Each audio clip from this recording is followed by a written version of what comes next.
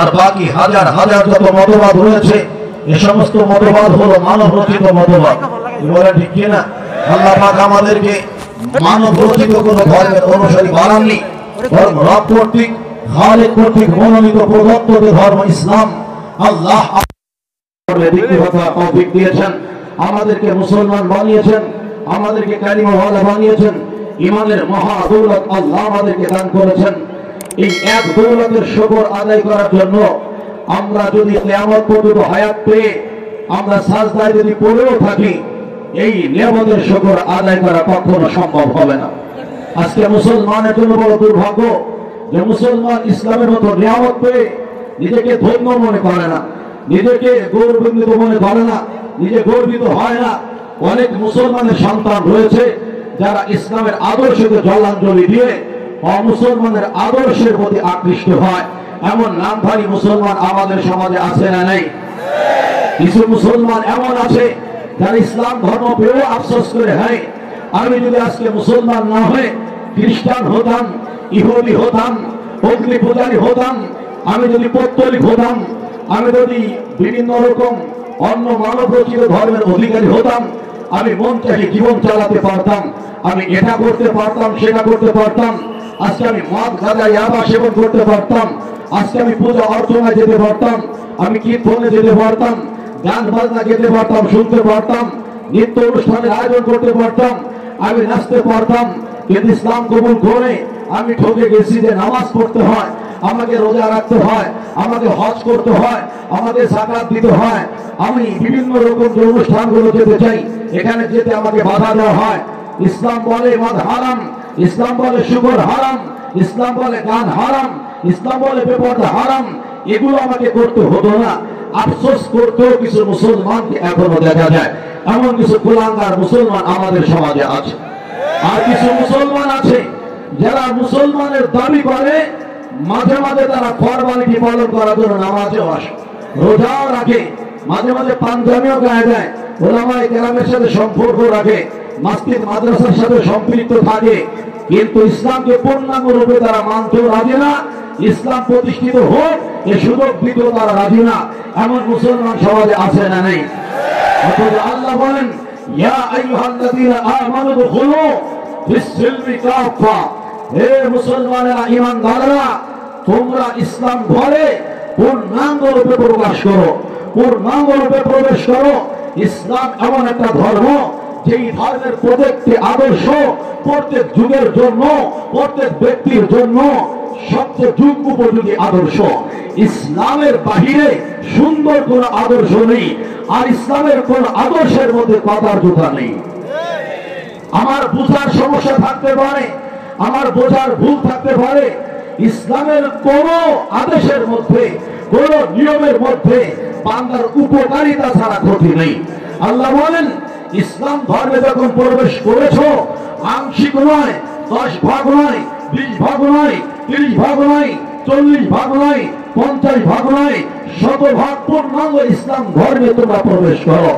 সাথে সাথে আল্লাহ বলেন, ওয়ালা তাত্তাবিউ খুতুওয়াতি শাইতান, ইসলাম ধর্ম যখন তুমি মানতে যাবে, 100 ভাগ যখন তুমি মানতে যাবে, শয়তান তোমাকে ধোঁকা দিবে, শয়তান তোমাকে পদচ্যুত করতে যাবে, ইসলাম থেকে তোমাকে দূরে সরাতে থাকবে। শয়তানের দোসর যারা আছে, জিনের মধ্য থেকে, ইনসানের মধ্য থেকে, এরা তোমাদেরকে বাধা দিবে, তোমাদেরকে বিভিন্ন ভাবে কষ্ট দিবে, তোমাদের পরে জুলুম করবে, তোমাদের পরে নির্যাতন করবে, কিন্তু তোমরা শয়তানের পদাঙ্ক অনুসরণ করবে না।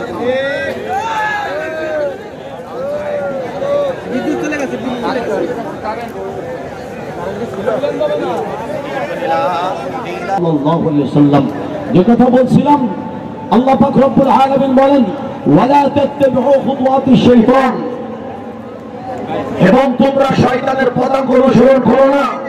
আমরা যারা মুসলমানের দাবি করি, আমরা যারা মুসলমান হতে চাই, আমরা কি আল্লাহর আদেশ মানবো না শয়তানের আদেশ মানবো?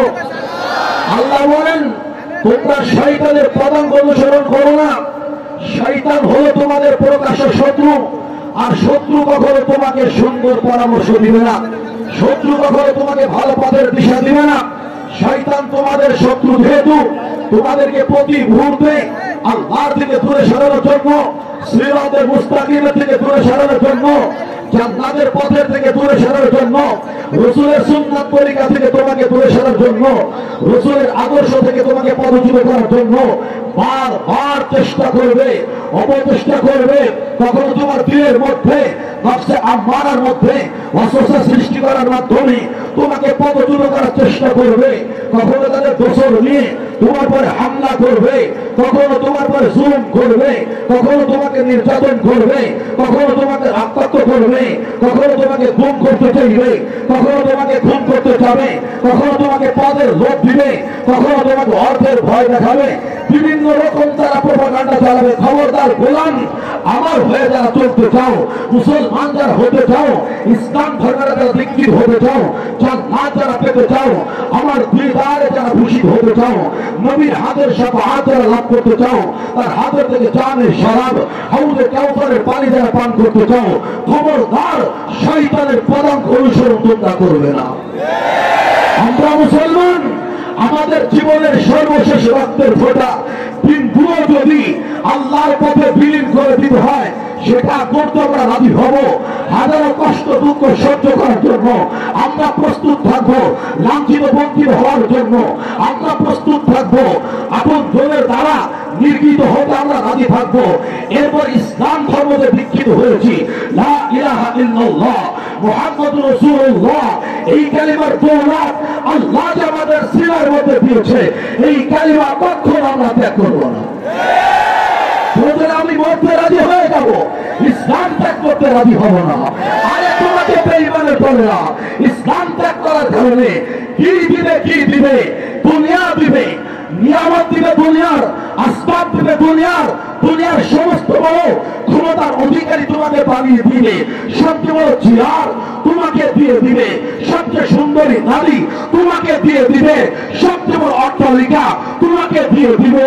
তুমি কি শোনোনি সরওয়ারে কায়নাত মুহাম্মদুর রাসূলুল্লাহ সাল্লাল্লাহু আলাইহি সাল্লামের সেই বেদতৃপ্ত বক্তব্য আবু তালেব যখন বলেছিল, ভাতিজা আবু জাহালের দলেরা তোমার কথা বলেছে, তুমি যে লা ইলাহা ইল্লাল্লাহ মুহাম্মাদুর রাসূলুল্লাহ এই কালিমার যে দাওয়াত দাও, তাওহীদে খালিসের প্রতি মানুষকে আহ্বান করো, রিসালাতের প্রতি মানুষকে আহ্বান করো, খতমে নবুয়তের প্রতি মানুষকে আহ্বান করো, সিরাতে মুস্তাকিমের প্রতি মানুষকে আহ্বান করো, মানুষকে জান্নাতি হতে বলো, জাহান্নাম থেকে বাঁচতে বলো, মূর্তি ছেড়ে দিতে বলো, ওমল ছেড়ে দিতে বলো, দোবল ছেড়ে দিতে বলো, লাত ছেড়ে দিতে বলো, মানাত ছেড়ে দিতে বলো, সুআ ছেড়ে দিতে বলো, তাগুত ছেড়ে দিতে বলো, বিভিন্ন রকম পূজা অর্চনা ছেড়ে দিতে বলো, ভাস্কর্যের পূজা ছাড়তে বলো, নেতার পূজা ছাড়তে বলো, দলের পূজা ছাড়তে বলো, গোত্রের পূজা ছাড়তে বলো।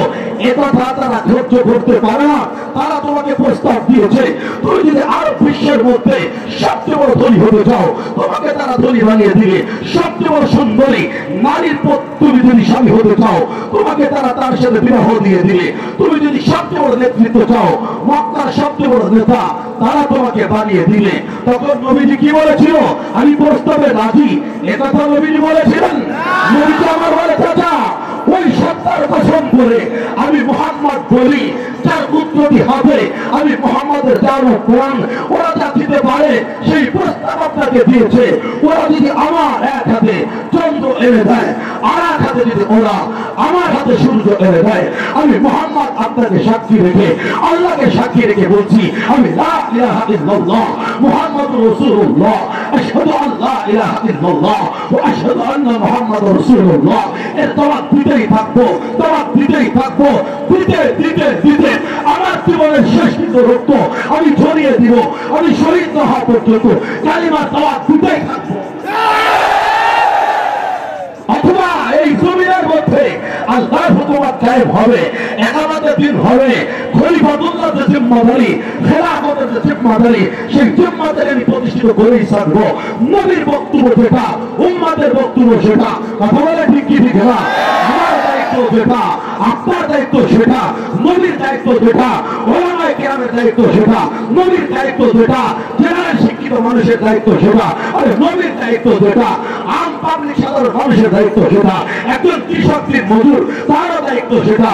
একজন কলেজ ভার্সিটি পড়ুয়া সন্তান মুসলমান বলে যে নিজেকে দাবি করবে, প্রত্যেক মুসলমান নরনারীর জন্য একটাই স্বপ্ন, একটাই কল্পনা, আল্লাহর জমিনে আল্লাহর দ্বীনকে প্রতিষ্ঠা করা। ইকামাতে দ্বীন, ইকামাতে দ্বীন, ইলাহি কালিমাতিল্লাহ। এর জন্যই আল্লাহ আমাদেরকে দুনিয়াতে পাঠিয়েছেন। কথা বলে ঠিক ঠিক না?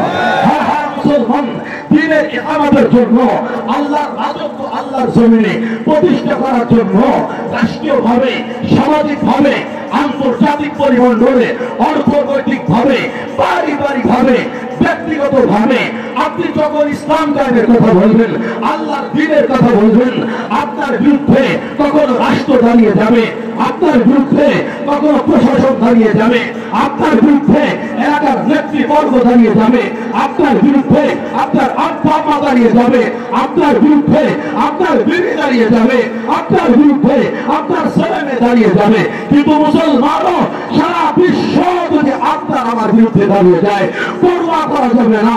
আমার কথা হলো, আমি যদি একাই দ্বীনের পক্ষে থাকি, একাই আল্লাহর সহযোগিতা নিয়ে, তাকওয়ার ভিত্তিতে, ইখলাসের ভিত্তিতে আল্লাহর পক্ষে আমল লড়ে যাব।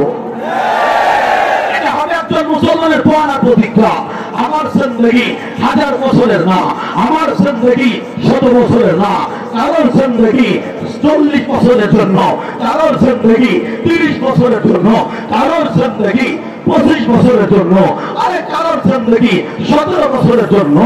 এই পৃথিবীর জমিনে 17 বছর বয়সের মানুষেরা দুনিয়ার মধ্যে আল্লাহর দ্বীন কায়েম করেছেন, প্রমাণ আছে না নেই? 30 বছরের মধ্যে বিশ্ব জয় করেছেন, প্রমাণ আছে না নেই? কোন নবীকে আল্লাহ বৃদ্ধ বয়সে নবুয়ত দেননি, সব নবী ছিলেন তরুণ এবং যুবক। কোন নবীকে আল্লাহ নবুয়ত দেননি বার্ধক্যকালের মধ্যে, সমস্ত নবীদের আল্লাহ নবুয়ত দিয়েছেন যৌবনকালের মধ্যে। আপনি যদি দেখেন ইসলামের কত বিজয়, সমস্ত বিজয় এসেছে তরুণের হাত ধরে, যুবকের হাত ধরে। যুবক যা করতে পারে বৃদ্ধ সেটা করতে পারে না। কথা বলে ঠিক কি ঠিক না? আমাদের বড় দুর্ভাগ্য, আমাদের বড় দুর্ভাগ্য, বাংলার জমিনের মুসলমান ইসলাম কায়েমের শব্দ দেখে হাতের মধ্যে লাঠি আসার পরে, চোখের মধ্যে চশমা আসার পরে, তোমার মাথায় যখন বল থাকে না, তখন ইসলামের শব্দ দেখে। আর ইসলামের শব্দ দেখবা তুমি তো তরুণ আর যুবক বয়সে, তোমার হাত ধরেই ইসলাম জমিনে প্রতিষ্ঠিত হবে। কথা বলে ঠিক কি ঠিক না? ইমাম মাহদীর হাত ধরে আবারও পৃথিবীতে ইসলামী শাসন ব্যবস্থা কায়েম হবে। কথা বলে ঠিক কি ঠিক না? তিনি তরুণ হবেন, তিনি নৌজন হবেন। আর এই জামানার মধ্যেই যদি ইমাম মাহদীর আগমন হয়, আমরা যারা তরুণ আছি, আমরা যারা যুবক আছি, তার হাতকে শক্তিশালী করা দরকার আছে না নেই? একটি করে বলেন আছে না নেই? পৃথিবীর কোন পথ তোমার কাছে দামি হয়ে গেল? কোন পথ তোমার কাছে দামি হয়ে গেল? পৃথিবীর কোন ব্যক্তির দাম তোমার কাছে বড় হয়ে গেল? কোন ব্যক্তির বাধা তোমার কাছে বড় হয়ে গেল? রব্বে কারীমের দান এত বেশি তোমার আমার জন্য। এই দানের কাছে যারা তোমাকে আমাকে ইসলাম কায়েমে বাধা দেয়, তাদের কোনো অবদানই নেই, তাদের কোনো অবদানই নেই। তুমি আগে পৃথিবীর বুকে মায়ের ব্যক্তিগত যখন ভূমিষ্ঠ হয়েছিলাম, তোমার আমার এই ছোট্ট চক্ষু দিয়ে দেখার ক্ষমতা ছিল না। আজকে তুমি আকাশ দেখো, আকাশ দেখো, সূর্যের আকাশ দেখো, তারকারাজি দেখো, ধূমকেতু দেখো, নিহারিকা দেখো। আরে দেখো যে এই চোখের মধ্যে তোমাকে জ্যোতির্ময়তা কে দিল? আল্লাহ দিয়েছে। তোমার প্রতি হাত দিয়ে নিজের খাবারটা ধরে খেতে পারবে না, এই হাতের মধ্যে তোমাকে এই পরিচালনার ক্ষমতা কে দিল? অঙ্গুলি সঞ্চালন করার ক্ষমতা কে দিল? জোরে বলেন না, আল্লাহ দিল। তোমার প্রতি দুই পা দিয়ে বিছানা থেকে তুমি করতে পারবে না, আব্বু আম্মু কেঁদে দিলে তোমাকে কোলে ধরে এক জায়গা থেকে আরেক জায়গায় নিতে হতো। এই প্রতি পায়ের মধ্যে চলার ক্ষমতা কে দিল? আল্লাহ দিল। তোমার প্রতি কানের মধ্যে শোনার ক্ষমতা ছিল না, এই কানের মধ্যে শোনার ক্ষমতা কে দিল? আল্লাহ দিল। তোমার এই মুখের মধ্যে জন্মের সময় কোনো দাঁত ছিল না, চিবিয়ে খেতে পারবে না, স্বাদ আস্বাদন করতে পারবে না, এই দাঁতগুলো তোমাকে কে দিল? আল্লাহ দিল। তুমি আজকে কথা বলো, এই কথা তো তুমি বলতে পারবে না, এই পাক শক্তি তোমাকে কে দিল? বাংলা ভাষায় কথা বলো, এই ক্ষমতা তোমাকে কে দিল? ইংরেজিতে কথা বলো, ক্ষমতা তোমাকে কে দিল? আরবিতে কথা বলো, ক্ষমতা তোমাকে কে দিল? আল্লাহ দিল। যে জমিনের পরে চলো, এই জমিন কার দেওয়া? আল্লাহর দেওয়া। যে আসমানের নিচে চলো, এই আসমান কার দেওয়া? আল্লাহর দেওয়া। যে মেঘমালা এখন তোমাদেরকে ছায়া দিয়েছে, এই মেঘমালা কার দেওয়া? আল্লাহর দেওয়া। যে ঠান্ডা বাতাসের কারণে এত বড় মজমার মধ্যে গরম পড়লে মানুষের কষ্ট হবে, এই কষ্ট দূর করে হিমের শীতল বায়ু কে সঞ্চালন করবো? আল্লাহ করবো। ও মুসলমান, তুমি যেদিকে তাকাবে, ডানে তাকাও, বামে তাকাও, সামনে তাকাও, পিছনে তাকাও, উপরে তাকাও, নিচে তাকাও, মালিকের দাম ছাড়া কারোর দাম তুমি দেখতে পারবে না। যে মালিক তোমাকে এত কিছু দিল, সে মালিককে কি তোমার মানতে মনে চায় না? সেই মালিককে কি তোমার মানতে চায় না? সে মালিকের দিকে একটু তাকাও, সে মালিক তোমার কাছে কি চায়? আরে তুমি সেটাই না করবা। দুনিয়া ওয়ালারা তোমার কাছে কি চায় সেটা কেন তুমি করবা? তোমার নেতা তোমাকে কি দিয়েছে বলো? 52 প্যাকেট গম আর 2 প্যাকেট ক্যাপসুল সিগারেট আর 50 চা ছাড়া কি দিয়েছে তোমাকে? কি দিয়েছে বলো? মিথ্যা ওয়াদা, মিথ্যা প্রপাগান্ডা ছাড়া কি দিয়েছে তোমাকে বলো? সাময়িক ক্ষমতা তাদের হাতে কতটুকু, অতটুকু তোমাকে তারা দিতে পেরেছে, কিন্তু পার্শ্বে তুমি কেন খেয়াল করো না? মালিক তোমাকে কত কিছু দিয়েছে, মালিক তোমাকে কত কিছু দিয়েছে। মালিক এমনি এমনি বলে, ইয়া আইয়ুহাল ইনসান মা গররাকা বিরব্বিকাল কারীম আল্লাযী খলাকাকা ফাসাওয়াকা ফাআদালাক ফি আইয়ি সূরাতিন মা শাআ রাক্কাবাক। ও ইনসান, রব্বে কারীম আল্লাহ থেকে কোন জিনিস তোমাকে ধোঁকায় ফেলে দিল, কোন জিনিস তোমাকে প্রতারিত করলো? যে মালিক তোমাকে সৃষ্টি করেছেন, যেই মালিক তোমাকে অঙ্গ প্রত্যঙ্গ দিয়েছেন, যেই মালিক তোমাকে সুন্দর করেছেন, যেই মালিক তোমার চেহারাকে সৌন্দর্যমণ্ডিত করেছেন, সে আল্লাহ থেকে তোমাকে কে ধোঁকায় ফেলে দিল? আল্লাহর বিরুদ্ধে কে তোমাকে দাঁড় করে দিল? আল্লাহর থেকে বড় দয়ালু, আল্লাহর থেকে বড় দয়ালু, আল্লাহর থেকে বড় মহাব্বতের বস্তু আর পৃথিবীতে তোমার জন্য কেউ নেই। অতএব গোলাম, অন্য কাউকে আল্লাহর পথের প্রতিবন্ধকতা মনে করো না। মালিক যেটা বলে সেটাই তুমি শোনো। ও মানুষ, তুমি ভালো করে শোনো, দুনিয়ার জিন্দেগি সর্বশেষ জিন্দেগি না। এই জিন্দেগি তো স্বল্প সময়ের জন্য। আমার উম্মতি মা বাইনা সিদ্দিনা ইলা সাবিঈন, আল্লাহ বলেন আল্লাহর নবীর জবান দিয়া, আমার উম্মতের গড় আয়ু হলো 60 থেকে 70 এর মাঝামাঝি। বাঁচবে মাত্র গড়ে 60 থেকে 70 এর মাঝামাঝি। এই অল্প একটু হায়াত যদি মালিকের অনুসরণে কাটাতে পারো, নবীর অনুসরণে যদি কাটাতে পারো, মালিক বলেন ওয়ামান ইউতি'আল্লাহ ওয়া রাসূলাহু ফাকাদ ফাযা ফাওজান আযীমা। আল্লাহর আনুগত্য মেনে যারা চলে, রাসূলের আনুগত্য মেনে যারা চলে, তারাই চির সফল কাম। সফলতার স্বর্ণ জীবনে উচ্চ মার্গে আল্লাহ তাদের অবস্থান করান। অথচ সফল জীবন কাকে বলে? পৃথিবীতে কোটি টাকার মালিক হওয়া, এটার নাম কি সফল জীবন? না, একটু মেম্বার হয়ে যাওয়া, এটার নাম কি সফল জীবন বলে না?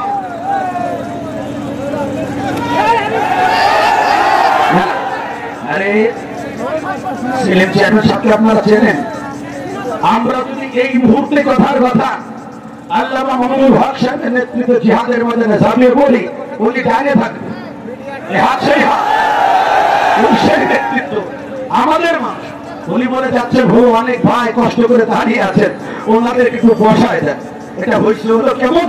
আমি মাঝে মাঝে মাহফিলে বলি, যখন নাকি কালেকশন চলে তখন কেউ হাত উঁচু করবা না, তুমি 5 উঠাইলে বুঝবে যে 500 টাকা দিবা। ওই সময় 2 হাত উঁচু করলে মনে হবে যে তুমি 1000 টাকা দিবা, এরকম মনে হবে। অবস্থা তাই দাঁড়াইছে। উনি ভালো কথা বলেছেন, ভাই পাশে যারা দাঁড়িয়ে আছি মেহেরবানি করে বসে যাই। এই মাইকওয়ালা ভাইরা আওয়াজ নাকি শোনা যাচ্ছে না।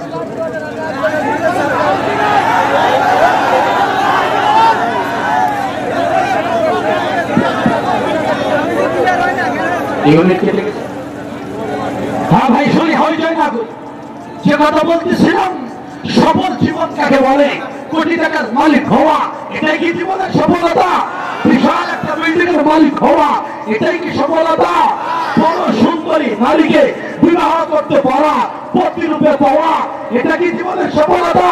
একজন মেম্বার হয়ে যাওয়া, এটাই কি জীবনের সফলতা? একটা মার্সিডিজ গাড়ির মালিক হওয়া, এটাই কি জীবনের সফলতা? 5 বিঘা জমির মালিক হওয়া, এটা কি জীবনের সফলতা? বলে এটা জীবনের সফলতা না। মালিক বলেন মান সুহজিয়া আনিন নার ওয়া উদখিলাল জান্নাতা ফাকাদ ফাজ। জাহান্নাম থেকে যারা বাঁচলো, জান্নাতে যারা ঢুকলো, ওরাই হলো সফল কাম, ওরাই হলো সফল জীবনের অধিকারী। যেই লোক জাহান্নাম থেকে বাঁচতে পারবে, জান্নাতি হতে পারবে, ওই মানুষ হলো সফল কাম। কথা বলে ঠিক কি ঠিক না? কাকে বলে যে জীবনে ভয় থাকবে না? সফল জীবন কাকে বলে যে জীবনে দুশ্চিন্তা থাকবে না? সফল জীবন কাকে বলে যে জীবনের মধ্যে দুশ্চিন্তা থাকবে না? সফল জীবন কাকে বলে যে জীবনের মধ্যে নিরাপত্তার অভাব থাকবে না? সফল জীবন কাকে বলে যখন যা চাইব তখন তাই পাইব, এর নাম হলো সফল জীবন। দুনিয়ার জীবনে ভয় থাকবে, দুনিয়ার জীবনে দুশ্চিন্তা থাকবে, দুনিয়ার জীবনে টেনশন থাকবে, দুনিয়ার জীবনে ডিপ্রেশন থাকবে, দুনিয়ার জীবনে নিরাপত্তার অভাব থাকবে। আমি তো বলি এ কথা, বর্তমান জামানার মধ্যে প্রকৃত মুসলমান হয়ে যারা চলে তাদের পদে পদে বিপদ, পদে পদে বিপদ, ভয় আর ভয়, দুশ্চিন্তা দুশ্চিন্তা। কথা বলে ঠিক কি ঠিক না? ইমানদার ভয় করে না। আল্লাহ বলেন ভয় আসবে দিলে হাঁটতে পারবে না, দুশ্চিন্তা আসবে দিলের মধ্যে ঢোকাবে না। ওয়ালা তাহিনু ওয়ালা তাহজানু ওয়া আনতুমুল আ'লাউনা ইন কুনতুম মুমিনিন। ওয়া ইমানদাররা কখনো তোমরা ভয় পাবে না, কখনো তোমরা দুশ্চিন্তাগ্রস্ত হবে না, টেনশন করবে না। কিসের টেনশন, কিসের দুশ্চিন্তা? আমার হয়ে যদি জমিনের মধ্যে তুমি চলো, ইমানের সাথে যদি চলো, তাওহীদে খালিসের মালিক যদি তুমি হতে পারো, মুহাম্মদ রাসূলুল্লাহ আদর্শ যদি তোমার জীবনে বাস্তবায়ন তুমি করতে পারো, আমলে সালেহ যদি তুমি গঠন করতে পারো, তুমি তোমার জবান দিয়া দিল দিয়ে বলতে পারবে ইন্নাল্লাহ মা'ানা, আল্লাহ আমাদের সাথে আছে। যে মুমিন বলতে পারে আল্লাহ আমার সাথে আছে, তার কোনো ভয় থাকে না, তার কোনো পরাজয় থাকে না। কথা ঠিক কি না? হযরত মুহাম্মদ রাসূলুল্লাহ সাল্লাল্লাহু আলাইহি সাল্লাম আবু বকর সিদ্দিক রাদিয়াল্লাহু তাআলা কে নিয়ে হিজরতে যখন রওনা হয়েছেন, গারে থরের মধ্যে আত্মগোপন করে যখন আছেন, কাফেররা খুঁজতে খুঁজতে ওই গুহার মুখে যখন এসে গেল, আবু বকর রাদিয়াল্লাহু তাআলা নবীজিকে বললেন, ইয়া রাসূলুল্লাহ হাবিবাল্লাহ, ওরা তো দাঁড়িয়ে আছে, পায়ের দিকে যদি শুধু একটু তাকায় আমাদেরকে দেখে ফেলবে, আমরা তো ধরা পড়ে যাব। নবীজি তখন কি বলেছেন? লা তাখাফ লা তাখাফ, আবু বকর ভয় করো না, ইন্নাল্লাহ মা'ানা, আল্লাহ আমাদের সাথে আছে। মুসা আলাইহিস সালাম কওম নিয়ে লোহিত সাগরের তীরে যখন পৌঁছে গিয়েছেন, কওম তখন বলল ইন্না লামুদরাকুন, নিশ্চয় আমরা ধরা পড়ে গিয়েছি। মুসা আলাইহিস সালাম কি বলেন? কাল্লা, কখনো না, ইন্না রাব্বি সায়াহদিন, আমার মালিক অতি সত্বর আমাকে রাস্তা দেখাবে। মুসলমানও হকের পথে যখন চলতে যাবেন, আপনার সামনে কালো মেঘের মতো বিপদ আপনার সামনে আসতে থাকবে। আপনি যখন হকের পথে স্লোগান দিবেন, হক ব্যক্তির নেতৃত্বে যখন চলবেন, বাতিলের আস্ফালন আপনার বিরুদ্ধে এমন ভাবে শুরু হবে। কক্সবাজারে যদি কখনো গিয়ে থাকেন, সমুদ্র সৈকতের তীরে দাঁড়ালে দেখা যায় ওই সমুদ্রের মাঝখান থেকে ফেরিল শুভ্র সাদা উঁচু পাহাড়ের পর্বতের মতো এমন উঁচুয়ে আসছে, কক্সবাজারকে ডুবিয়ে দিলে, হোটেলগুলোকে ভেঙে চুরমার করে দিলে। হয় কি, তীরে আসার পরে একদম মিলে যায়, স্বাভাবিক হয়ে যায়, বিপদ আসতেই থাকবে। মেঘের মতো করে, কালো মেঘের মতো করে, কাল বৈশাখের মতো করে, ফেরিল সমুদ্রের সেনার মতো করে, পাহাড় পর্বতের মতো করে ইমানদার যদি সবরের সাথে, ইস্তিকামতের সাথে, রব্বে কারীমের ধর্মের উপরে, ইসলামের উপরে যদি অটুট থাকতে পারে, অবিচল থাকতে পারে, মুহূর্তের মধ্যে বিপদ চলে যাবে। ইমানদারদেরকে যারা বিপদে ফেলতে যাবে, আল্লাহ তাদেরকেই দুনিয়ার জমিনে শরীর সমাধি রচনা করবে। বারবার পরীক্ষিত বিষয়, বারবার পরীক্ষিত বিষয়। ইব্রাহিম আলাইহিস সালামকে নমরুদ এবং তার দোসররা আগুনকে জ্বালিয়ে দিতে চেয়েছিল, পেরেছে? পারেনি। ইব্রাহিম আলাইহিস সালাম পেরেছেন, তারাই ধ্বংস হয়ে গিয়েছে। সূরা বুরুজ পড়ে দেখেন আসহাবুল উখদুদের ঘটনা। ইমানদারদেরকে জ্বালিয়ে পুড়িয়ে দিতে গিয়েছিল সেই আগুনে, ওই খাইয়ের আগুনে যারা জ্বালাতে গিয়েছিল ওই কাফের বেঈমানরাই ধ্বংস হয়ে গেছে। আমাদের ঠিক ঠিক না? মুহাম্মদ রাসূলুল্লাহ সাল্লাল্লাহু আলাইহি সাল্লামকে আবু জাহাল, উতবা, শাইবা, উমার ইবনে খালদ এর সঙ্গ পঙ্গরা বদরে প্রান্তরে একথাই বলছিল মুহাম্মদ রাসূলুল্লাহ এবং তার অনুসারী যারা এই জমিনে আগামীকাল কেউ থাকবে না। নবী বলেন, ওমর আমি তোমাকে বলে দিচ্ছি এই জায়গার মধ্যে আগামীকাল আবু জাহেলের লাশ পড়ে থাকবে, এই জমিনের এই অংশে উতবার লাশ পড়ে থাকবে, এই জমিনে সাইবার লাশ পড়ে থাকবে। যুদ্ধ যখন শেষ হয়েছে বদরের, সাহাবায়ে কেরাম বলে আল্লাহর কসম করে বলি আমার নবীর দেখানোর নিশানার বাহিরেও লাশ যায় নাই, সামনে পিছনেও যায় নাই, অগ্রে পশ্চাতে যায় নাই। নবীজি তার লাশের কথা যেই জমিনে পড়ার কথা বলেছেন সেখানে তার লাশ গড়িয়ে পড়েছে। মুসলমানই দুনিয়াতে টিকে আছে, কাফেররা ধ্বংস হয়ে গেছে। বলেন ঠিকই ঠিক না? আল্লাহর পথে কথা বললে, নবীর পথে কথা বললে কারোর জীবন চলে যেতে পারে, এটা বাস্তব কথা। ইসলামের কোন আইন, ইসলামের কোন আদর্শ সমাজে বাস্তবায়ন করতে যাবেন রক্ত দিতে হবে না, এমনটা ইতিহাসে নেই। ইসলামের ইতিহাস রক্তের ইতিহাস। কথা বলে ঠিক কি ঠিক না? মুমিনের ইতিহাস রক্তের ইতিহাস। কোন ইতিহাসের কথা বলবেন যেখানে রক্ত দিতে হয়নি? প্রত্যেকটা ইতিহাসে রক্তই রক্ত আছে। বাংলার জমিনে মনে করেন কাদিয়ানী বিরুদ্ধের যে আলোচনা চলে যাচ্ছে, কাদিয়ানী ফেতনার মোকাবেলায় আমরা যে আন্দোলন করে যাচ্ছি, আপনি কি মনে করেন শুধু এই জজপতি বয়ান আর একটু চিল্লানির দ্বারাই সরকার বাংলাদেশে কাদিয়ানীদের মুসলমান ঘোষণা করবে? আপনি কি এতটা সহজ মনে করেন? কাদিয়ানী তো সরকার এবং তার দোসরদের রন্ধে রন্ধে প্রবেশ করেছে। সমাজপতি যারা, ক্ষমতাধর যারা কোটি কোটি টাকা দিয়ে তাদেরকে কিনে নিয়েছে, শুধু এক চিল্লালি আর এই বক্তব্য দেওয়াতেই কাদিয়ানী মুসলিম ঘোষিত হবে না। এর জন্য প্রয়োজনে লাখো লাখো আদম সন্তানের রক্ত দিতে হবে, খাঁটি আশিকের রাসূলদেরকে রক্ত দিতে হবে। হাজার হাজার মানুষের রক্তের বিনিময়ে হয়তো এই জমিনের মধ্যে কাদিয়ানী মুসলিম ঘোষণা হবে। আপনি কি মনে করেন সেই মানুষগুলো নবীর মহব্বতে জীবন দিয়ে দিল, দ্বীনের মহব্বতে জীবন দিয়ে দিল, এই রক্তের কোনো দাম নাই তাই মনে করেন? মালিক বলে ولا تقولوا لمن يقتل في سبيل الله اموات بل احياء ولكن لا تشعرون। ও আমার বান্দা বান্দীরা শোনো, আমার রাস্তায় যারা জীবন দিয়ে দেয়, শাহাদাতের অমীয় সুধা যারা পান করে, ইসলাম কায়েম করার জন্য নিজের তাজা রক্ত যারা জমিনের মধ্যে ঢেলে দিয়ে জমিকে রক্তাক্ত রঞ্জিত করে, এদেরকে মৃত্যুবরণ করেছে একথা বলো না, এরা মারা গিয়েছে একথা বলো না। আমি মালিক যেটা বলি সেটাই বলো। ওরা জীবিত, তোমরা বোঝো না, এজন্য তাদেরকে মৃত বলো।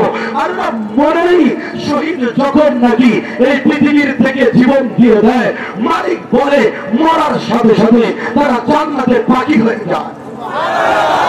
আরে দিনের জন্য জীবন দিয়ে যদি আমি জান্নাতের পাখি হতে পারি, আমার জীবন কামিয়াব। কাবার প্রভুর কসম, আমার জীবন কামিয়াব। কারণ আমার জীবনের মূল মাকসাদ রেজায়ে মাওলা, মালিককে সন্তুষ্ট করা। আমার জীবনের উদ্দেশ্য আল্লাহকে রাজি খুশি করা। আমার জীবনের উদ্দেশ্য জান্নাত অর্জন করা। আমার জীবনের উদ্দেশ্য জাহান্নাম থেকে মুক্তি পাওয়া।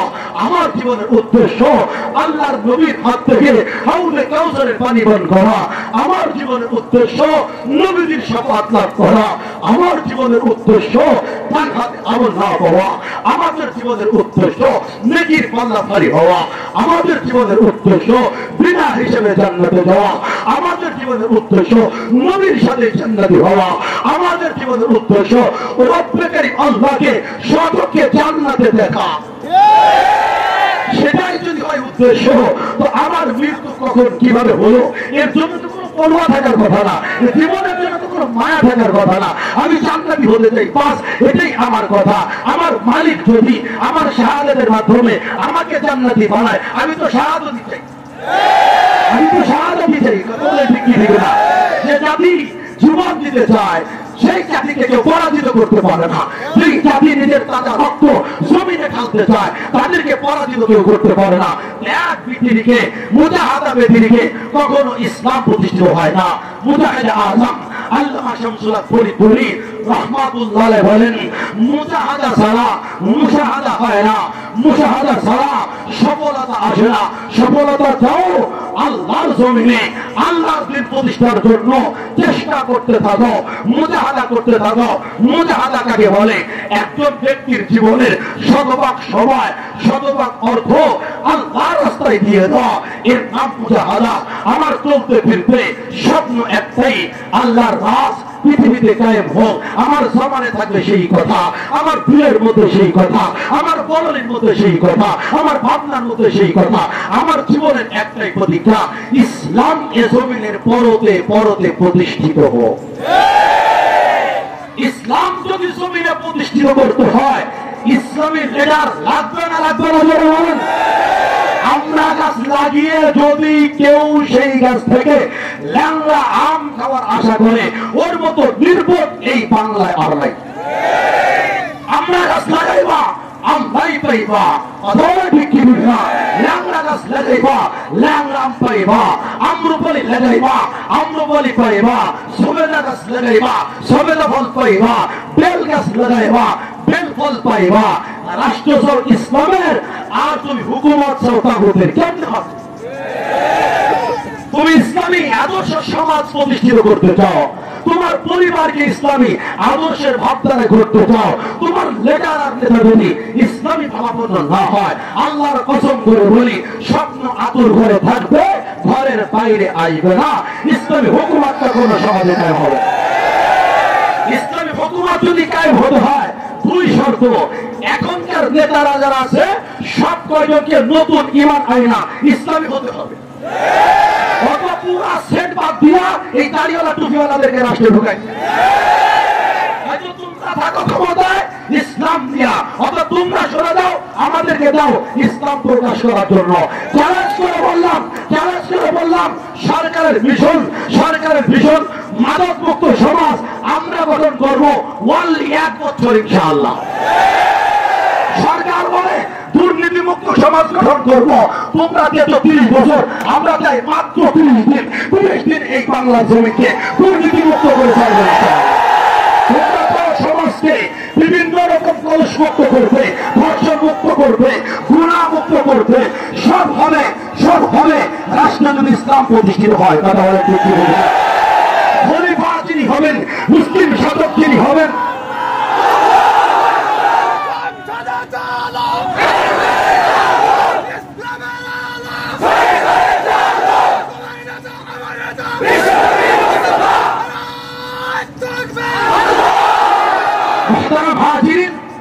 আমি মেম্বার, মনে করেন আমি মেম্বার, আমার অধীনে 500 মানুষ বসবাস করে। আমার ওয়ার্ডের মানুষগুলোকে যদি দুর্নীতি মুক্ত করতে হয়, আমি মেম্বারকে আগে দুর্নীতি মুক্ত হতে হবে।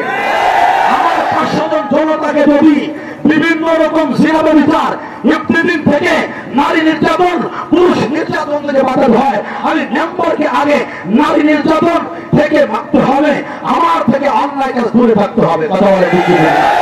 আমি মেম্বার হয়ে আমি যদি সুদ খাই, আমি মেম্বার হয়ে প্রত্যেক কাজের বদলায় জনগণ থেকে যদি 1000 টাকা ঘুষ নিয়ে থাকি, এক একটা টিউবওয়েলের পরিবর্তে 10,000 টাকা যদি ঘুষ নিয়ে থাকি, আল্লাহর কসম কখনো সমাজ সুশীল হবে না। সমাজ কোন ব্যক্তির নাম না, সমস্ত কিছু মানুষের সমন্বয়ের নাম। কথা বলে ঠিক কি ঠিক না? আমি ভালো তো জগৎ ভালো। পৃথিবীর সবচেয়ে বড় সমস্যা, সবাই পৃথিবী ভালো করতে চায়, সব নেতাই সমাজকে ভালো করতে চায়, সব প্রধানমন্ত্রী সমাজকে ভালো করতে চায়, কিন্তু নিজেকে বাদ দিয়া। মসজিদের মধ্যে আমি একবার বয়ান করে যাচ্ছি, বারান্দার মধ্যে এক চাচা কথা বলছে, মসজিদের মধ্যে কথা বলা একজন এরকম ধমক দিচ্ছে, আর তুমিও তো কথা বলছো, আর তুমি কি বুঝলা? এ করতে করতে দেখা গেল পুরা মসজিদে সবাই একজন আরেকজনকে নিষেধ করে। তখন বলেন তো মসজিদে কথা বন্ধ হইল না বাড়লো? উচিত ছিল প্রথম ব্যক্তিকে কেউ ইশারায় দিবে, চুপ। চোপও বলবে না, শুধু এই ঠোঁটের উপরে আঙ্গুলিটা ধরে বলবে চোপ, এই রাখাটাই চোপ। নবীজি বলেন মসজিদের মধ্যে একজন মানুষ লক্ষ্য কথা বললো, তুমি তাকে বন্ধ করে ধরে বললাম তুমি একটা অন্যায় কথা বললে, অন্যায় কাজ করলে। আমাদের সমাজও তাই, আমি সমাজ ভালো করতে চাই কিন্তু আমাকে বাদ দিয়ে। আরে আমি ভালো তো জগৎ ভালো, আমি মুত্তাকি তো জগৎ মুত্তাকি, আমি সুশীল তো সমাজ সুশীল, আমি মাদক মুক্ত তো সমাজ মাদক মুক্ত। একজন মানুষ যদি নিজের জিম্মাদারি নিয়ে নেয়, আমি কাউকেই বুঝি না, কাউকেই জানি না, বয়ান সকলকে করব, কিন্তু আমার বয়ান আমি মানবো, আমি মানবো। প্রত্যেকে যদি এই ফোন করে, এই বাংলার জমিনে মদের বোতল খুঁজে পাওয়া যাবে না, ইয়াবা তো বাড়ির কাছে আবার জুতা ঘোষাও পাওয়া যাবে না, দুর্নীতি শ্মশান কাটে পুরাল হবে প্রথম দিনে, দুর্নীতি থাকবে না। সমস্যা এখানে যাকে দিয়ে ভূত ছড়াবেন ওদেরকে ধরেছে ভূতে, ওইগুলাকে আগে ভূত মুক্ত করেন। আর এদেরকে ভূত মুক্ত করার জন্য দুনিয়ার কোন ওঝা ফকির কবিরাজের কাজ হবে না, ওদের ভূত মুক্তের জন্য লাগবে মহাগ্রন্থ আল কোরআন, নবীজির বাণী আল হাদিস। আপনারা ঠিক কি বুঝেন না? কোরআন হাদিস দিয়া নেতা বাস করেন, সমাজ ভালো হয়ে যাবে। আল্লামা কাশিমুর রহমাতুল্লাহ আলাইহি কহটানা জামিয়ার আগের শেখুল হাদিস মুহতামিম আল্লামা শামসুল ফরিদপুরি রহমাতুল্লাহর বড় জামাতা, তিনি বলতেন সমাজের মানুষ বলে অমকের পৃষ্ঠা ভেঙে দিব আমরা, অমকের পৃষ্ঠা তুলে দিব আমরা। উনি বলেন পৃষ্ঠা ভাঙারও দরকার নেই, পৃষ্ঠা তোলারও দরকার নেই, যেই দাঁতের থেকে বিষ বের হয়েছে ওই বিষের নিচে মধু আছে, বিষ সরা দাও, সেই দাঁতের মধ্যে যে মধু আছে ওই মধু প্রকাশে সুযোগ দাও। যেভাবে সে অন্যায় কাজের নেতৃত্ব দিয়েছে ওই লোকটার দ্বারাই সমাজের সবচেয়ে বেশি ভালো কাজের নেতৃত্ব আশা করা যায়। কথা বলে ঠিক কি ঠিক না? আজকের এই পাঠাগুলা ইসলামের বিরুদ্ধে বক্তব্য দেয়, যেই সমাজ বিরোধী বক্তব্য দেয়, আল্লাহ রাসূলের বিরুদ্ধে বক্তব্য দেয়, এদেরকে যদি কোরআন হাদিসে ওয়াশ করা যায় এরাই সত্যের অধিকারী হবে, লক্ষ লক্ষ মানুষকে সত্য পথের প্রতীক বানাতে পারবে। কথা বলে ঠিক কি ঠিক না? যে ওমর রাদিয়াল্লাহু তাআলা আনহু আমার নবীকে হত্যা করার মানুষ এসেছিল, সেই ওমর রাদিয়াল্লাহু তাআলা আনহুকে দিয়েই তো আমার আল্লাহ এই পৃথিবীর 3 ভাগের 2 ভাগের খেলাফতের দায়িত্ব আঞ্জাম দিয়েছেন। এমন আঞ্জাম দিয়েছেন যে ইনসাফ কাকে বলে, ন্যায় বিচার কাকে বলে, আদর্শ শাসক কাকে বলে, আদর্শ সমাজপতি কাকে বলে, বিশ্বের যদি কোনো নেতাকে চিনতে হয় জানতে হয় সেজন্য ওমর ফারুক রাদিয়াল্লাহু তাআলা খেলাফত কালকে দেখে। কথা বলে ঠিক কি ঠিক না? একজন বাদশার জিন্দেগি কেমন হওয়া দরকার, তার আমল কেমন হওয়া দরকার, তার আদর্শ কেমন হওয়া দরকার, তার চরিত্র কেমন হওয়া দরকার, তার কথাবার্তা কেমন হওয়া দরকার, তার মুআমালা মুআশারাত লেনদেন কেমন হওয়া দরকার, এটা দেখতে হলে ওমর ফারুক রাদিয়াল্লাহু তাআলার জীবনকে দেখতে হবে। যে ওমর নবীজির হত্যাকারী হিসেবে প্রতিষ্ঠিত হতে চেয়েছিল, আল্লাহ তাকে দিয়েই তো পৃথিবীতে ইসলাম কায়েম করিয়েছেন। কথা বলে ঠিক কি ঠিক না? এই সমাজের পচা মানুষগুলো, এই সমাজের নষ্ট মানুষগুলোকে যদি কোরআনের ছোঁয়ায় যদি আদর্শ আর আলোকিত করা যায়, ওলামায়ে কেরামের সোহবতে এনে এদেরকে যদি দিনদার বানানো যায়, যাদেরকে দেখলে আপনার ভয় লাগে তাদেরকে দেখলে আপনার ভালো লাগবে, যাদেরকে দেখলে মনে হয় এ সমাজের দুশমন, ওকেই দেখলে আপনার মনে হবে এ দুশমন নয়, এ হলো ইসলামের বন্ধু। তাহলে আমার বক্তব্য কি ছিল? ইসলাম যদি এই পৃথিবীতে প্রতিষ্ঠিত করতে হয়, হয়তো যারা নেতা আছে ওরা তওবা করে নতুন করে কালিমা পড়ে এই শপথ করুক, আর জীবনে আল্লাহর গোলামি ছাড়া তাগুতের গোলামি করব না, লেবি মোদির কোনো গোলামি করব না, কোন কাফের বেঈমানের পূজা করব না, তাদের কথা আমরা মানব না। এই কথা বলে কোরআন হাদিসকে পৃথিবীর মধ্যে বাস্তবায়ন করবে, এই অঙ্গীকার করুক। দেশ চলবে মদিনার সনদে। এই বক্তব্য বাস্তবায়ন করে দেখান আমাদের কাউকে পরিবর্তন করার দরকার হবে না। আপনারাই চেয়ার সামলান, কিন্তু আমরা শান্তিতে থাকবো। আপনি ক্ষমতায় থাকেন, দাড়িওয়ালা টুপিওয়ালাকে টর্চার করবেন না, কোরআনের পাখিকে অন্যায়ভাবে বন্দী করবেন না। কোরআনের বক্তব্য একটু আপনার বিরুদ্ধে গেলে আপনি তার বিরুদ্ধে সাজানো মিথ্যা মামলা দিবেন না। মনে রাখবেন আজকের আদালতে বাংলার জমিনে, পৃথিবীর জমিনে, আপনার মানব রচিত আদালতে তার বিচার যদি ফাঁসির রায় হয়, আল্লাহর আদালতে তার ফাঁসি হবে না, তোমার ফাঁসি হবে। কথা বলে ঠিক রসুল আমার নবীকে যারা গালি দেয়, আমার নবীর বিরুদ্ধে যারা কার্টুন লেখে, আমার নবীর বিরুদ্ধে যারা প্রোপাগান্ডা চালায়, আমার নবীর চরিত্রে যারা কালিমা লেপন করে এই মানুষগুলা এই পৃথিবীতে থাকার অধিকার রাখে না। সামনে রাসূল যারা নবীকে যারা গালি দেয় এদের একমাত্র বিচার শরীয়তের দৃষ্টিকোণ থেকে, কোরআনের দৃষ্টিকোণ থেকে, হাদিসের দৃষ্টিকোণ থেকে, আল্লাহ এবং রাসূলের দৃষ্টিকোণ থেকে একমাত্র বিচার হত্যা, মৃত্যুদণ্ড। মৃত্যুদণ্ড ছাড়া নবীকে গালি দেবে হওয়ার আর কোন শাস্তি থাকতে পারে না।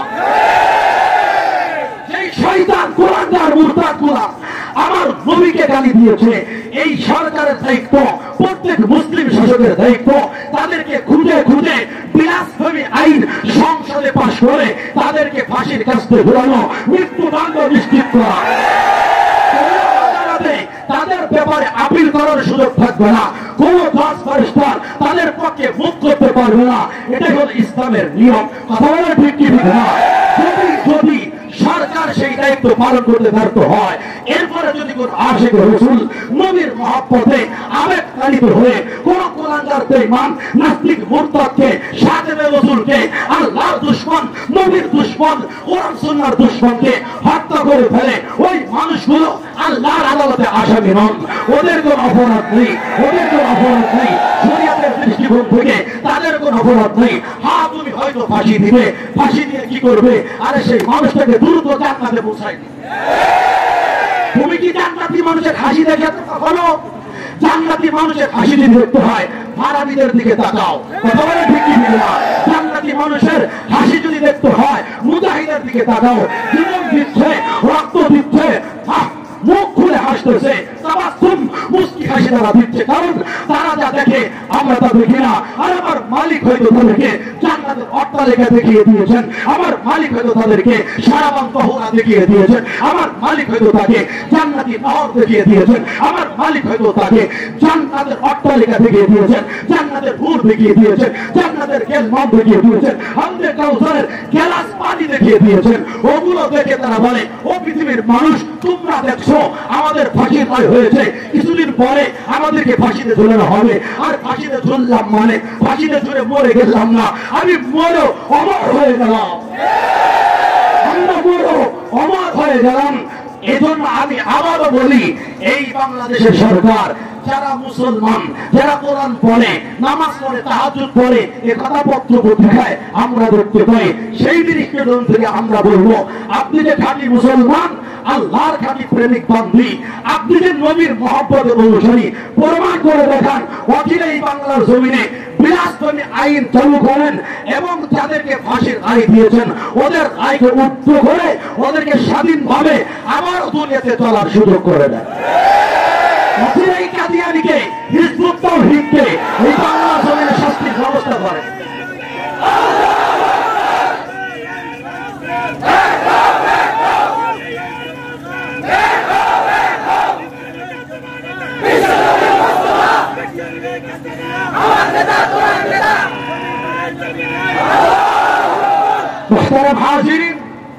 আমার জীবন ছোট্ট জীবন, এ জীবন বড়, এ জীবন তুচ্ছ, এ জীবন যদি আল্লাহর হয়ে চালানো হয় এ জীবন বড় দামি। এ জীবন যদি রাসূলের আনুগত্যের মধ্যে চলে এ জীবন বড় দামি। আমার জীবনের চেয়ে দামি জীবন পৃথিবীর কোন মানুষের হবে না। কথা বলে ঠিক কি ঠিক না? দুনিয়ার রাজা বাচ্চাদের নাজ ও নিয়ামত তুচ্ছ করি। আমার উস্তাদ আল্লামা কায়সার আলী রহমাতুল্লাহ হাসানদের মরহুম মোতাশা বলতেন, আরে দুনিয়ার মানুষের এই যে সাজসজ্জা, এই যে বিল্ডিং অট্টালিকা, এই যে টাকা পয়সা, এগুলো মুদের ফেরা, প্রসবের ফেরার মতো বাতাসের সংস্পর্শে এগুলো মিলে যায়। পৃথিবীর ক্ষমতা একদিন চলে যায়। কারুন জমিনে বসে গেছে, ফেরাউন ভুলে গিয়েছে, নমরুদকে ল্যাংড়া মশায় হত্যা করেছে। কোথায় তাদের বাহাদুরি, কোথায় তাদের ক্ষমতা? কথা বলেন, আছে না চলে গেছে? আর মুমিন যারা, কালিমা ওয়ালা যারা, তাদের রাজত্ব, তাদের ক্ষমতা শুধু বাংলার জমিনে না, সাত আসমানে তাদের রাজত্ব, সাত জমিনের মধ্যে তার রাজত্ব, ইমানদারের রাজত্ব গোটা দুনিয়াময়, ইমানদারের রাজত্ব পুরা জান্নাতময়। কথা বলে ঠিক কি ঠিক না? আমার জীবন তুচ্ছ হবে যখন আমি শিরকি শুরু করে দিব। আমার জীবনের কোনো দাম হবে না যখন আমি কুফরি শুরু করে দেব। আমার জীবনের কোনো দাম হবে না যখন তাগুতের গোলামি শুরু করে দিব। আমার জীবনের কোনো দাম হবে না আল্লাহর বিরুদ্ধে যখন কথা বলবো। আমার জীবনের কোনো দাম হবে না রাসূলের বিরুদ্ধে যখন কথা বলবো। আমার জীবনের 4 পয়সার দাম নাই যখন বাতিলের জুতা টাননেওয়ালা, জুতা লেহনকারী হব, পদ লেহনকারী হব। আমার জীবনের কোনো দাম নেই। আমার জীবনের দাম যদি বাড়াতে হয় আল্লাহ এবং তার রাসূলের আনুগত্যের মধ্যেই সেই দাম নিহিত রয়েছে। আমরা আমাদের জীবন আল্লাহর আনুগত্যে, রাসূলের আনুগত্যে কাটাতে কে কে রাজি আছে ইনশাআল্লাহ? অচিরেই যদি আমাদের বাংলার জমিনের মুহাক্কিক মুদাক্কিক নেতৃত্ব প্রদানকারী উলামায়ে কেরাম যারা রয়েছেন, আল্লামা মুফতি আব্দুস সালাম চট্টগ্রামী দামাত বারাকাতুল আলিয়া, আল্লামা জুনায়েদ বাবুনগরী দামাত বারাকাতুল আলিয়া, আল্লামা মুফতি মামুনুল হক দামাত বারাকাতুল আলিয়া, আল্লামা জুনায়েদ আল হামিদ দামাত বারাকাতুল আলিয়া, আল্লামা রিজাউল করিম সাহেব দামাত বারাকাতুল আলিয়া, আল্লামা মুফতি ফয়জুল করিম দামাত বারাকাতুল আলিয়া, আল্লামা আকরাম আলী সাহেব, আল্লামা মুফতি রুহুল আমিন সাহেব সহ বাংলার জমিনের যোগ্য উলামায়ে কেরাম যদি আবারও আমাদেরকে ডাক দেয় এই বাংলার জমিনে কাদিয়ানীকে অমুসলিম ঘোষণা করার জন্য রাজপথে নেমে আসতে হবে। আসার সময় তোমার জানকে হাতে নিয়ে আসতে হবে। প্রয়োজনে তোমার সাথে কাপড়ের কাপড় বেঁধে আসতে হবে। অর্থ সব নিয়ে আসতে হবে। দিনের পরে দিন খেয়ে না খেয়ে রাজপথ সহ পুরা বাংলার জমিকে অচল করে দিতে হবে। ওইটাকে সারা দিতে কে কে রাজি আছেন?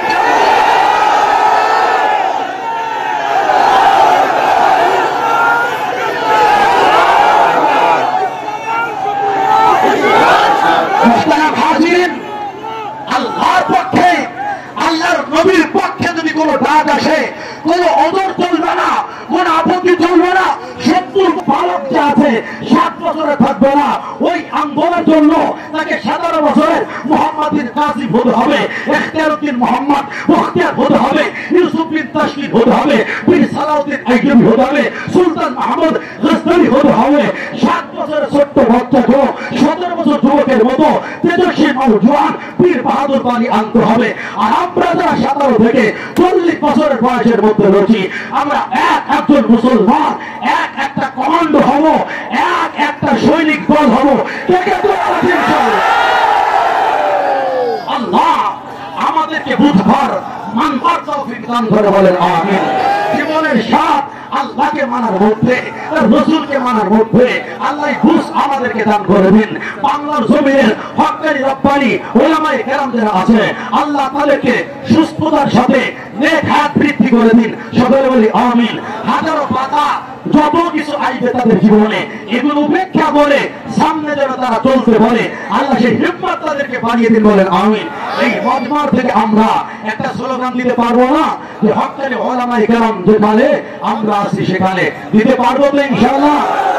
এই হক্কানি উলামায়ে কেরাম যেখানে আমরা আছি সেখানে, হক্কানি উলামায়ে কেরাম যেখানে আমরা আছি সেখানে, নারে তাকবীর, আল্লাহু আকবার, অ্যাকশন অ্যাকশন, ডাইরেক্ট অ্যাকশন, মুসলমানের অ্যাকশন, ডাইরেক্ট অ্যাকশন, জিহাদ জিহাদ জিহাদ চাই, মরলে শহীদ বাঁচলে গাড়ি, আমরা সবাই মরতে রাজি, মরলে শহীদ বাঁচলে গাড়ি, আমরা সবাই মরতে রাজি। স্লোগানও দিতে পারে না মুসলমান, তার মানে হলো এই স্লোগান বহুত আগের নগদের স্লোগান না। কথা বলেন ঠিক না? সাবিলুনা সাবিলুনা সাবিলুনা সাবিলুনা আল জিহাদ আল জিহাদ আল জিহাদ আল জিহাদ সাবিলুনা সাবিলুনা নাসরুম মিনাল্লাহ ফাতহুন করিব ওয়া বাশিরিল মুমিনিন। ওয়া দাওয়ানা আলহামদুলিল্লাহি রাব্বিল আলামিন।